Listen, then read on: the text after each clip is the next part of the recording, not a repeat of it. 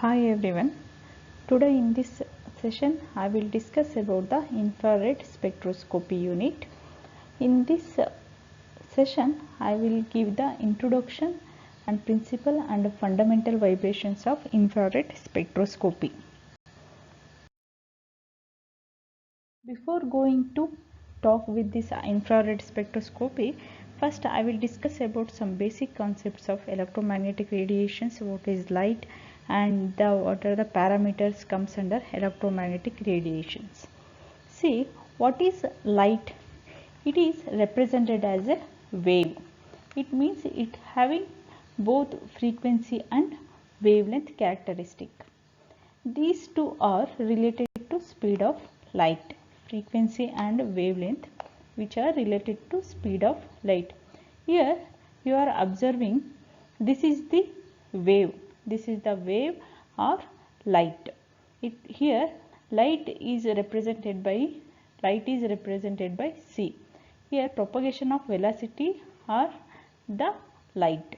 So light c is equal to lambda into nu. Lambda is nothing but wavelength, nu is the frequency. So we represent the light in the form of wavelength and frequency. See, the speed of light in a vacuum is a universal constant. It means the speed of light does not vary with the time and place. It remains always constant. Next, come to the dispersion of light. See, when visible light or white light is passed through a prism, it is split up into 7 colors. It is split up into 7 colors which corresponding to a definite wavelength. Means each red, orange, yellow, green, blue, indigo, violet, which are having corresponding definite wavelength. This phenomenon is called dispersion. It's called dispersion of light. Next, come to electromagnetic spectrum. What is electromagnetic spectrum? What are electromagnetic radiations? These, see, the arrangement of all the types of electromagnetic radiations in order of their increasing wavelength or decreasing frequency is known as electromagnetic spectrum. Means the arrangement of all the type of electromagnetic radiations in the order of their increasing wavelength or decreasing frequency is called electromagnetic spectrum. Then what are the electromagnetic radiations? These radio waves, microwaves, infrared rays, visible light regions, means that already you have seen in the first slide, and then ultraviolet, X-rays, gamma rays. These are all the electromagnetic radiations. See, here you are observing as the energy increases from radio waves to gamma rays, its frequencies increases. Means energy increases, frequency increases, but the wavelength is decreases from radio waves to gamma rays. It means radio waves having the longer wavelength or large wavelength, but gamma rays are having the shorter wavelength. Next wavelength. These are the parameters which comes under electromagnetic radiation. What is wavelength? It is the distance between the adjacent crust. These are the crust or trough in a particular wave, or you can consider it as a light also. It means it is the distance between the two crust or two trough in a particular wave is called wavelength.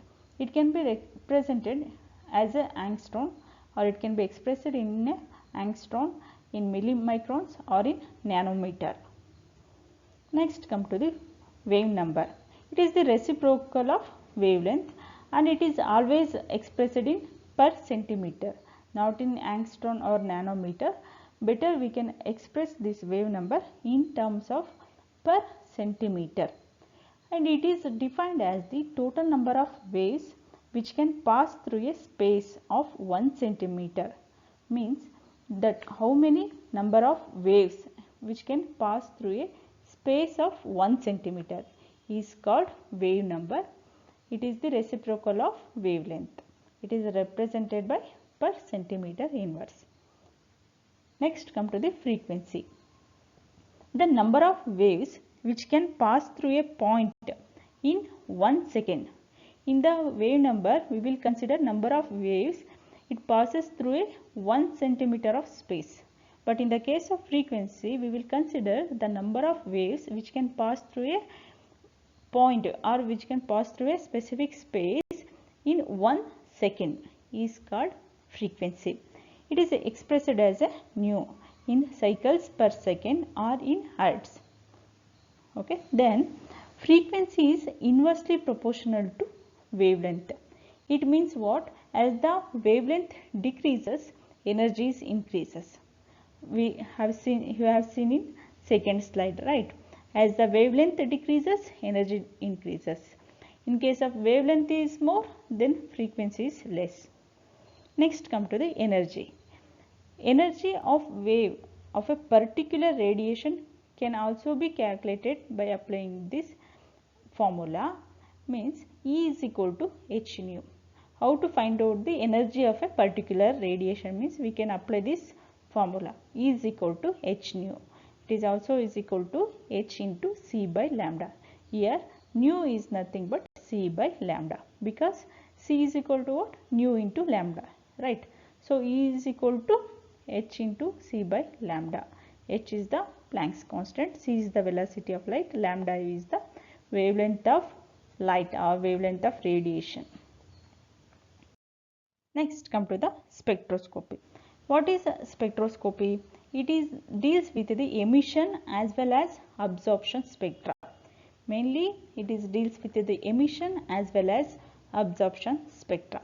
See, once the light hits the molecules or it's any atom or any molecules, here the electrons get excited by heating or electrically by absorbing some energy.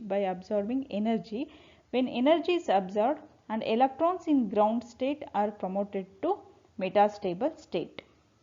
Okay. When electron from the metastable state jumps to lower energy state, then some energy of definite frequency is released as a radiation. If this radiation emitted is analyzed with the help of spectroscope, this is called emission spectra, is observed. If the electromagnetic radiations are passed through the substance under analysis for some time, then radiations of certain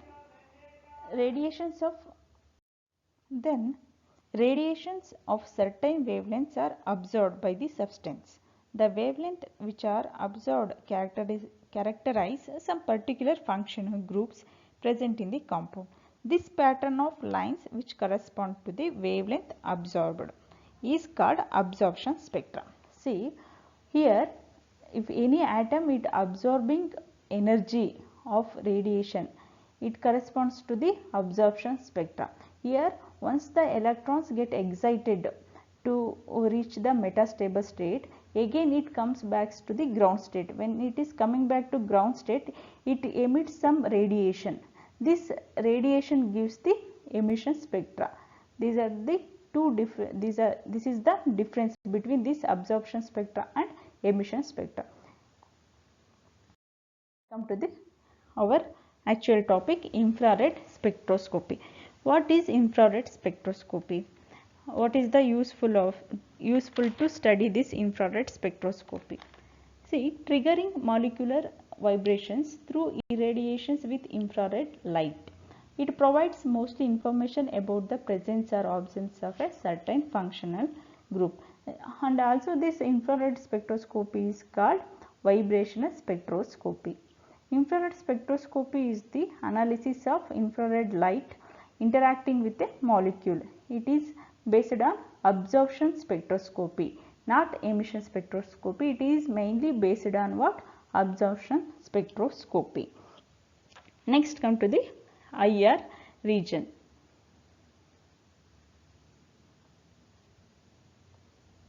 See, IR region of IR, it is classified into 4 region: near IR, mid IR region, or far IR region, and mostly we used this region from 4000 to 400 centimeter. So the entire IR spectrum can be used as a fingerprint for the purpose of comparing molecules. The 600 to 1400 centimeter range is called the fingerprint region. Next come to the what are the information obtained from the IR spectra. The first one is this IR spectrum gives the information about the presence or absence of a specific functional groups. Second one is this IR spectra provide a molecular fingerprint that can be used when comparing samples. If two pure samples displays the same IR spectrum, it can be argued that they are the same compound. Next one is it does not provide any information about the molecular formula or its structure. It's only give the information about the functional group, and therefore it is very limited in scope as compared to other spectroscopy and must be used in conjunction with other techniques to provide a more complete picture of the molecular structure. Next, what is the principle beyond this IR spectroscopy? See, when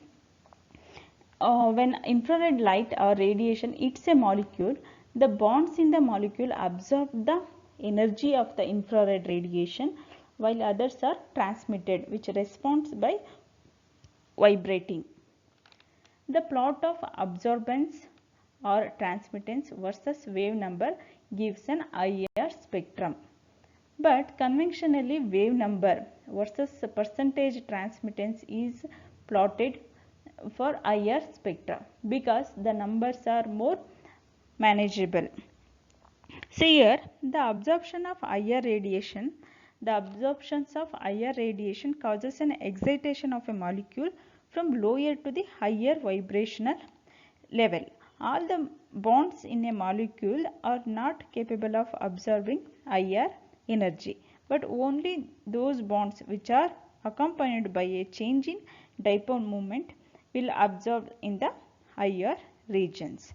Such vibration transitions which are accompanied by a change in the dipole moment of the molecules are called IR active transition. These are responsible for the absorption of energy in the higher region. It means those molecules having dipole moment, those accompanied by a change in dipole moments will absorb in the higher region. Next slide. See here you are observing here this IR radiation hits the vanillin molecules. So these molecules it may undergo symmetric stretch, asymmetric stretching, or scissoring, rocking, wagging, or twisting. We will discuss it later. Here, see what are the requirements of IR radiation absorption. See, all the molecules can't absorb the IR radiations. What are the requirements? First one is correct wavelength of radiation. If a molecule absorbs radiation only when natural frequency of vibration of some part of the molecule is same as frequency of incident radiations. It means the natural frequency of the molecule it exactly match with the frequency of the incident radiation. Here incident radiation is IR radiation. Second one is electric dipole. Already I told about this electric dipole. It means only the molecules which are accompanied by a change in dipole moment will absorb the IR region. If a frequency of vibration, example, if a frequency of a vibration of HCl molecule exactly matches with that coming from the source, that is net transfer of energy takes place, it changes in the amplitude of molecular vibrations, so we will get the, so it absorbs the radiation. In the case of O2, N2, Cl2, no net change in dipole moment occurs. Thus, they can't absorb IR radiation and do not show any IR spectra. So these molecules are called IR inactive groups. These are all called IR inactive groups. On the other hand, see the vibrational transition which are not accompanied by a change in dipole moment of the molecules are not directly observed, and those are called IR inactive. Example is C single bond C in symmetric alkanes and alkynes.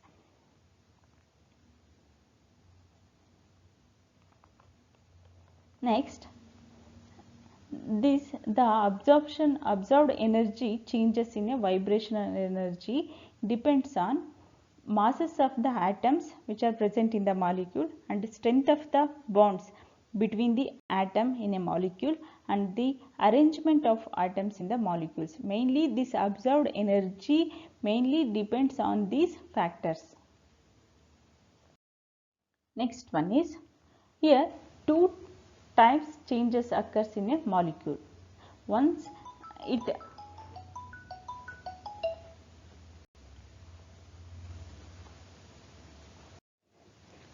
the IR radiation hits the molecules or pass through the molecule, we can observe these two changes. First one is molecular rotations and second one is molecular vibration. Molecular rotations, here rotational transitions are of little use to the spectroscopic. Here we will consider only molecular vibrations in IR spectroscopy. Okay.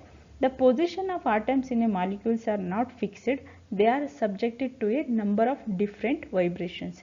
Once we pass the IR radiations into the molecules, the atoms which are present in the molecules which are not in a fixed place, they can vary in a different position. Types of molecular vibrations. Molecular vibrations are also called fundamental vibration. There are two types of molecular vibration. First one is stretching, second one is bending. What is stretching? Here a change in interatomic distance along bond axis. It means the distance between the two atomic atoms increases or decreases, but the atoms remains in the same bond axis. In stretching, what happens? Only the distance between the two atoms, it may increases or decreases, but the central atom remains the same position. It's called stretching. Here you are observing, here central atom is fixed. Here atoms the bond between this one and this one may vary. Here you can assume it as a H2O. These two are hydrogen atom, central atom is oxygen. Okay. In bending, what happens? Here change in angle between two bonds. Here only angle between the two bonds may vary. See, more energy is required for stretching. It requires more energy as compared to bending vibrations. Stretching absorption of a bond appears at a high frequency. So due to for stretching absorption, it requires more energy. It requires more energy to stretching. So in absorption spectra, it absorbs at a higher region of frequency as compared to bending absorptions of the same bond. Again, this stretching vibrations is classified into two types. First one is symmetric stretching and asymmetric stretching. In symmetric stretching, what happens? The momentum of the atoms with respect to a particular atom in a molecule is in the same direction. Here you are observing these two atoms are depart from the central atoms. Depart from the central atoms, or these two atoms can close to each other, means towards the central atom in a same direction. This type of stretching is called symmetric stretching. In asymmetric stretching, what happens? One atom approaches towards the central atoms, while other atom which depart from the central atom. This type of stretching is called asymmetric stretching. Again, these are next types of bending vibration. there are 4 types of bending vibration. First one is scissoring type of bending vibration. Here what happens, two atoms approach each other, means here two atoms are comes to close to. In first scissoring, here two atoms approach each other or close to each other. In second rocking bending vibration, momentum of the atoms takes place in the same direction. In wagging type, two atoms move up or down the plane with respect to plane. Two atoms move up and down the plane with respect to the central atom or the plane. Next one is twisting. One atom moves up and the other moves down the plane with respect to the central atom. Sorry, it is not plane, it is atom. Next, you can observe for carbon dioxide molecules. This is the symmetric stretch. Next one is asymmetric stretching and bending. See, these are the fundamental vibrations. Next, come to the non-fundamental vibrations, means what? First one is, by combination tones we can observe the non-fundamental vibrations.